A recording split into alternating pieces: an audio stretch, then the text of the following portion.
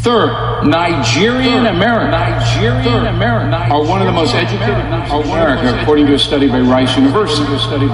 They only make up 1% of African Americans, Nigerians, 1%. Yet they are represented at the Harvard Business School at a rate of 25% of black students. Hello brethren, I hope you well wherever you are today. So it's a good evening from Nairobi, Kenya, Africa. So there's something that I don't feel like it's being addressed to a lot of people, and I want you to understand one thing. We have always been played, and it reaches a point that somebody has to talk, somebody has to say about these things. My talk is about African Americans or Black Americans with Nigerians. You people, you are brothers and sisters. And one group has been weaponized against the other one. Hence the title. So guys, I want you to listen so closely to this video. And most importantly, this is something which you're not being told by anyone, even on YouTube. But I'm gonna do the risk of doing this. So guys, I want you to listen to what I have to say about this topic. Be careful, take notes if you can, share this video to a lot of people so that it can reach a lot of people. Nigerians are successful Americans. Well, what do you define as success? A job? A house? What do you define as success? Success is normally generational. But let's talk about my Nigerian brothers and sisters. Don't just throw them out there and just say, how are they successful? Nigerians have not had direct white supremacy to break down the Nigerian family. Nigerians have dealt with their own bootlicking, shucking, and jiving Sambo leaders in their country selling out to the white supremacists, right?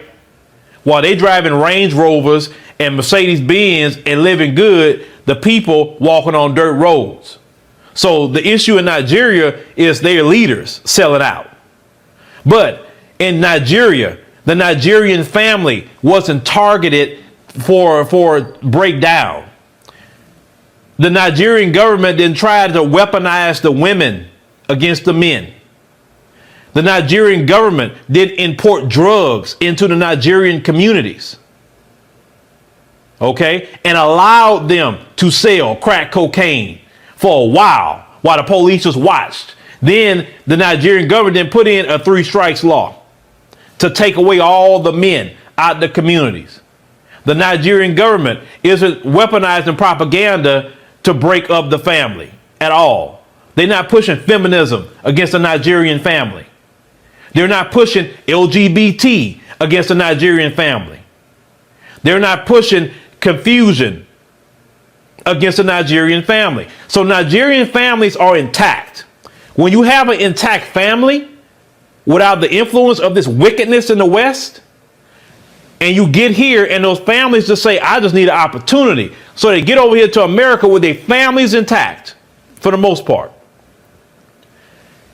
They can thrive. When you have a mother and father in the home, and you actually run your home, because see, Nigerians is not like this country. The parents run the household. In the African continent, what the parents say goes a lot further. In Black America, due to the influence of direct white supremacy and its evil, we aren't like that anymore. Our kids are just disrespectful. They don't respect the parents. Why? Because white supremacy has caused that division. When parents want to discipline their children, you gonna go to jail. So you have intact families, even in Black America, intact families. If you look at those families, a lot of times they're successful, even their children. But the broken family in America, especially in Black America, has an effect. If you look at the research, single mothers a lot of times will live in poverty, and their children will also end up in poverty. But you look at married couples, loving married couples, they don't live in poverty, and their children usually do better. So they understood that the Black family was the nucleus of the civil rights movement. This is why they went to attack the Black family and why they did the Moynihan report, to analyze the black family and how to break us apart. Nigerians or Ghanaians or any other African, Caribbean that come here, they haven't targeted your family for destruction. Destroy the family, you destroy a people. So yes, my Nigerian brothers and sisters may come here with a different attitude and they're a little bit more hungry at times because they know where they come from and it's not easy. And they're not getting jobs and all that. Listen, I've been to the continent. I know the mindset why people want to come here. Don't try to weaponize Nigerians. Make sure you tell a full story about Nigerians and any other African that come here. And also, y'all don't let every Nigerian come over here either. You make sure the Nigerians that you have vetted a lot of times come over here. There are African people that's every day going to the U.S. embassies wanting even a visa to come. Do you know they get denied? A lot of them get denied to even visit the country. We're not talking about staying, even visiting. People will be denied. Other countries don't deny us from coming in as Americans. They don't say, if you go apply for a visa, oh yeah, come on. You know, but no, they deny Africans from coming in here. Do you seriously think they want a Julius Malema coming to this country? Seriously? No, they want a bootlicking, shucking and jiving Sambo coming here. Or somebody that's not trying to fight anything. That's the ones they want here. The ones that are going to go along and get along. Now, am I saying all that come here like that? No, I will never say that. But what I'm trying to say is don't compare Nigerians to black Americans. Don't do that. Because if what happened to us happened to Nigerians, they'll be in the same problem. Trust me. And once again, what is success? What is success? What is success? I keep wanting to know that question. Because last time I checked, black Americans were the most successful blacks in the world. So collectively. So what do you mean? Brethren, again, take note of things which are really important and the times are really bad. It's about that time a person from the black community, people with African descent need to know the truth. And these are the truth. I did the research after quite a number of days. Came up with these structured notes that I tried to compose some, paraphrased some, and after digging and try to find something out of it, this is why I found that they have kept it so possible for us to be divided amongst ourselves. I'm talking about the notorious groups that have always been divided. That's Nigerian and African Americans. Now, these are the reasons why it has been so possible for this division to happen amongst us, people from the black community. And you just have to know the truth. Now listen. They use a false equivalence that ignores the historical social context of both groups. Nigerian immigrants in the US are a highly selective group that tend to have higher levels of education, skills, and resources than average Nigerian population. They also face different forms of discrimination and challenges than black Americans, who have been subjected to various centuries of slavery, segregation, and systemic racism. Comparing two groups without accounting for these differences is misleading and really unfair. Really so unfair. That's why I'm saying that they are taking a couple of successful African Nigerians. They take them to the US, you know, the African immigrants, the Nigerian immigrants. And this is the reason why there have always been fights. You understand that? So when they take a couple of successful Nigerians to the United States, now they start comparing you with them. They compare you with the majority of, you know, African Americans. And you know, in any society, they are asked to be carved, you know. They are asked to be those people who have high education level. They are asked to be those people who have low education level. So when you take a group of people with high education level, compare them to a large number of group of people, it's so unfair. And that's why they say that Nigerians are the most successful people in the USA amongst the black community. And while using this kind of words, using these kinds of comparison, is just dividing Africans. Why won't they say Africans in the United States or people with black African descent have played a major role in ensuring that the education standards of black people have been raised. Why do we have to say Nigeria? Why do you have to say African American people doesn't love to study or something? You see the way we've been played. You need to open up your eyes, folks. African, Nigerian brothers and sisters, you also take care. Be keen. Today they are praising you. Tomorrow you don't know who they'll put a fight with you. And now today you're fighting against African Americans. African Americans are also fighting against you. Because we are being played. And this is something which has always been happening to us.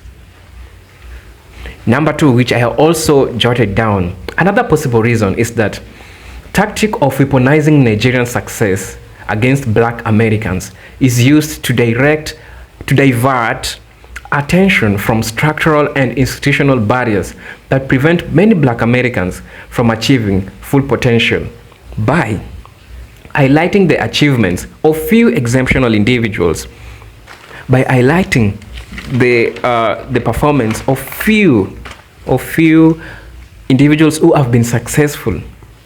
This implies that the problem is not with the is not with the system, but with the personal choices and attitudes of black Americans. This shifts the blame from the oppressor to the oppressed, and discourages collective action and solidarity among people of African descent. I'll say this. They take a number of successful Nigerians, of which Nigerians are talented, yes, and that's where African Americans came from. They don't know that we are one people. How can they divide one people? It's like trying to put brothers to fight, saying that the other brother is so intelligent than the other. You can't do that. And it's so sad that most of us have fallen into this trap that we have been sold to. Now listen, when they take a few or a number of successful Nigerians to the United States, of course they are successful. Nigerians are so talented, and that's where African Americans came from. We ask ourselves, why is the aggressive of African Americans? It's from the Nigerians, because we are people from the same descent. So when they take few Nigerians to the USA, and then they start comparing them, and then they say, you see, Nigerians are successful, you are not. This is because you're lazy, you take drugs, you don't work like Nigerians. And you see, this brings fight amongst us people from the black community, and it is so sad. You people don't see this, and you need to see this. What about the theory of the bigger picture? We have always been breadcrumbed. We are being breadcrumbed by comparisons, comparing the achievements of Africans, of Nigerians and African Americans, generally Africans, people from the black descent. You ought to understand that. I'm talking to a black person watching this video. You ought to understand that, and let that sink in your mind, that we are one people. Let them not divide us. And it is so sad that they have made this so possible against we people from the African descent. Another thing. The third reason is that the tactic of weaponizing Nigerian success against black Americans is aimed to foster division and undermine unity among the African diaspora. By creating false dichotomy between Nigerians and black Americans, the tactic pits them against each other and prevents them from recognizing their common struggles and interests. This weakens their political and social power and benefits those who want to maintain the status quo of racial inequality and injustice. While you keep on fighting, don't look at your lives, of the lives of the Black Lives Matter. You don't check on that. You keep on fighting against each other, And they're using these different dichotomies to make us fight, as people from the black community. You ought to be so keen. You ought to be so vigilant. You ought to be so open-minded. You ought to have the third eye. Don't just look at things like directly. Try look at things in a deeper way. Try to understand the reasons why some things happen around you. Don't just take things for granted. It's about that time we black people stand together. It's about that time we black people stand together. And I'm not gonna tell you this I opened this YouTube channel to bring people from the African descent together.